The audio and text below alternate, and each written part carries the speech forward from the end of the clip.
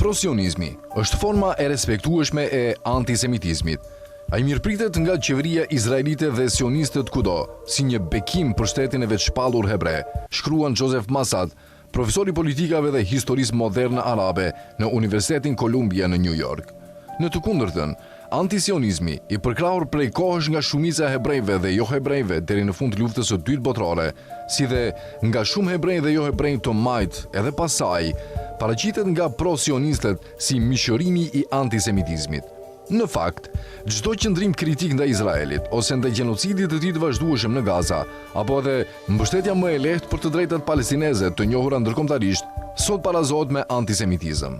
Pas masakrës në Sydney, ku gjatë një feste të Hanukës në Bondi Beach u vran të paktën 15 persona, kryeministri izraelit Benjamin Netanyahu fajsoi homologën e tij australian Anthony Albanese për gjakderdhjen, duke përmendur vendimin e qeverisë së tij për të njohur një shtet palestinez jo ekzistent në shtatorin e kaluar.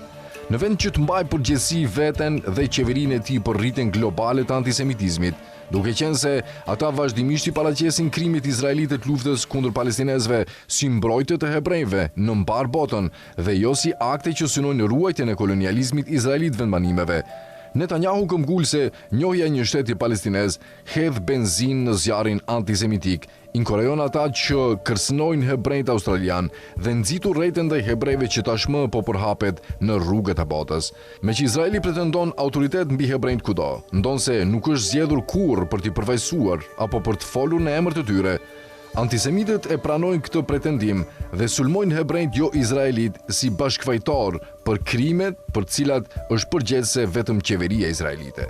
Shumica e antisionistëve, përkundrazi, e refuzojnë pretendimin e Izraelit për të përfaqësuar të gjithë hebrejt.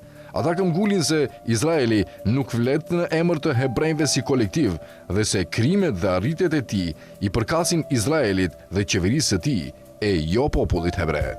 Kur pro-sionistët festojnë pushtimet izraelite dhe krimet e luftës si arritje hebraike, Izraeli dhe mbështetësit e tij i duar trokasin.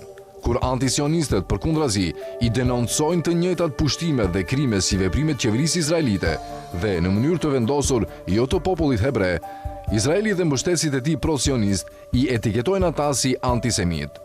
Zbatimi selektiv i kësaj akuze është i dukshëm në dënimet e fundit të figurave të djathta si Tucker Carlson dhe Candace Owens, qëndrimet e mëparshme pro-Izrael të cilëve u festuan si një formë filosemitizmi. Megjithatë, kthesa e tyre më vonshme në dënimin e gjenocidit izraelit në Gaza u etiketua si antisemitizëm. Pavarësisht meritave ose mungesës së tyre në këto akuza, fakti mbetet se as Carlson dhe as Owens nuk kanë ndryshuar rëndësisht pikpamjet e tyre për hebrejt. Ajo që ndryshoi ishte qëndrimi i tyre ndaj Izraelit. Në të njëjtën mënyrë, antisemitizmi i vërtet i shprehur nga ata që janë pa ekuivoke pro-sionist, jo vetëm që tolerohet, por edhe përkëdhelet aktivisht. Presidenti amerikan Donald Trump, pavarësisht një historie deklaratash të dënuara gjërësisht si antisemite, vazhdon të festohet nga udhëheqja izraelite dhe mbështetësit e saj më të fuqishëm.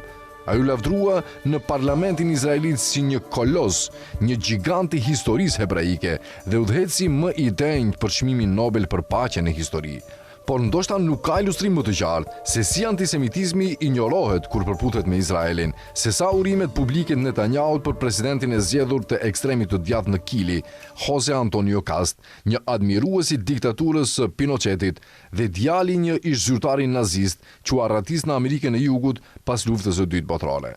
Pavarësisht se sa shumë janë ekspozuar argumentet antisemite që kanë qëndruar në themel të sionizmit protestant që nga shekulli 16 dhe sionizmit hebre që nga shekulli i 19, si dhe aleancat dhe bashkëpunimet që organizata sioniste ka kultivuar me antisemit që nga themelimi i saj në vitin 1897, pro-sionistët nuk lodhen kurrë së pohuari në mënyrë të rreme se është antisionizmi e jo pro-sionizmi ai që motivohet nga antisemitizmi.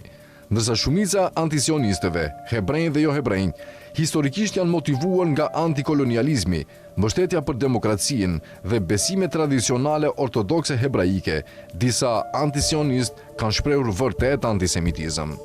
Megjithatë, mbetet vërtet pa ekuivoke sot, ashtu si gjatë gjithë historisë së sionizmit protestant dhe hebre, se promovuesit kryesor të ideologjisë pro-sioniste, ndryshe nga përkrahasit e antisionizmit, kanë qenë vazhdimisht antisemit. Theodor Herzl, themeluesi organizatës sioniste, u akuzua për antisemitizëm para dhe pas themelimit të saj në fund të shekullit 19. Antisemitizmi i tij nuk kundërshtohet nga studimet serioze akademike, përveç se nga ideolog pro-sionist. Vet Herzl shpjegoi në pamfletin e tij të vitit 1896, Shteti Hebre, se projekti sionist ndante me antisemitët dëshirën për ta zbrazur Europën nga hebrejt dhe për t'i dërguar ata në një territor kolonial jashtë saj. Ai përshoi hebrejt në terma hapur antisemit si një popull borgjez dhe këmbguli se hebraishtja nuk duhet të ishte gjuha e shtetit të hebrejve, as jidishtja, të cilën e përqeshi si gjuhë getoje dhe një zhargon të mjerë e të gjymtuar, apo si gjuhët e fshehta të burgosurve. Ai preferonte gjermanishten. Në ditaret e tij, Herzl shkroi se antisemitizmi ishte më shumë se i kuptueshëm, ishte i dobishëm dhe i shëndetshëm për karakterin hebre, duke përbërë një edukim të një grupi nga masat. Ai shtoi se përmes goditjeve të forta do të vendoset një mimikri darwiniane. Dramat e Herzlit të shkruara para themelimit të organizatës sioniste u kritikuan nga bashkëkohësit hebrejnë për paraqitet e tyre të krishterë të hebrejve. Ai gjithashtu përdorte shpesh epitete antisemite, duke i referuar kritikëve hebrej si parazit hebrejnë. Herzl deklaroi famshëm në Shtetin Hebre se qeveritë e gjitha vendeve të goditura nga antisemitizmi do të jenë thellësisht të interesuara të na ndihmojnë të sigurojmë sovranitetin që duam. Më vonë ai shkroi në ditaret e tij: antisemitët do të bëhen miqtë tanë më të besueshëm, vendet antisemite aleatët tanë. Adoptimi i vazhdueshëm pro-sionist i argumenteve antisemitike, që pasqyron pozicionet e qeverive izraelite që nga viti 1948 dhe barazon Izraelin me hebrejt, është një veprim i mirë antisemitik. Duke identifikuar Izraelin si përfaqësues të gjithë hebrejve, përgjegjësia për krimet e shtetit izraelit zhvendoset mbi popullin hebre në tërësi, shkruan Masad.